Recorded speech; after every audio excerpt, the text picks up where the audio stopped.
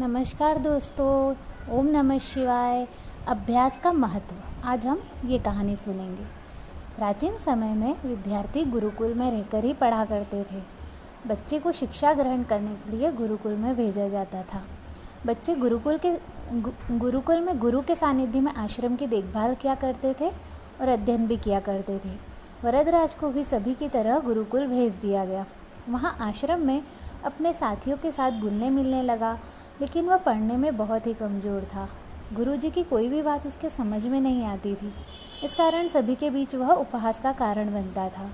उसके सारे साथी अगली कक्षा में चले गए, लेकिन वह आगे नहीं बढ़ पाया। गुरुजी ने भी आखिर हार मानकर उसे बोला, बेटा वरदराज, मैंने सारे प्रयास करके देख लिए हैं। अब यही उचित होगा कि तुम यहाँ अपना समय बर्बाद मत करो, अपने घर चले जाओ और घर वालों की काम में मदद करो। वरदराज ने भी सोचा कि शायद विद्या मेरी किस्मत में नहीं है और भारी मन से गुरुकुल से घर के लिए निकल गया।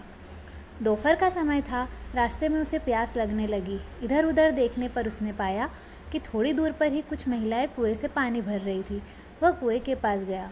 वहाँ पत्थरों पर रस्सी के आने जाने से निशान बने हुए थे। तो उसने महिलाओं से पूछा, यह निशान आपने कैसे बनाए?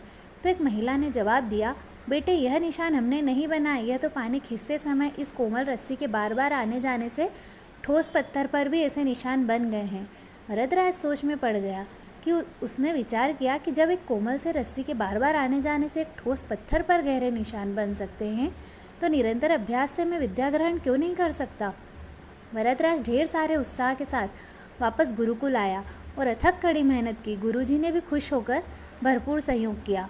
कुछ ही सालों बाद यही मंदबुद्धि बालक वरदराज आगे चलकर संस्कृत व्याकरण का महान विद्वान बना, जिसने लघु सिद्धांत कौमुदी, मध्य सिद्धांत कौमुदी, सार सिद्धांत कौमुदी, गिरवाण पदमंजरी की रचना की। शिक्षा, इस कहानी से हमें क्या शिक्षा मिलती है? दोस्तों, अभ्यास की शक्ति का तो कहना ही क्या है। यह आपके हर सपने को पूरा करेगी। अभ्यास बहुत ज़रूरी है, चाहे वो खेल में हो, पढ़ाई में या किसी और चीज़ में। बिना अभ्यास के आप सफल नहीं हो सकते हो।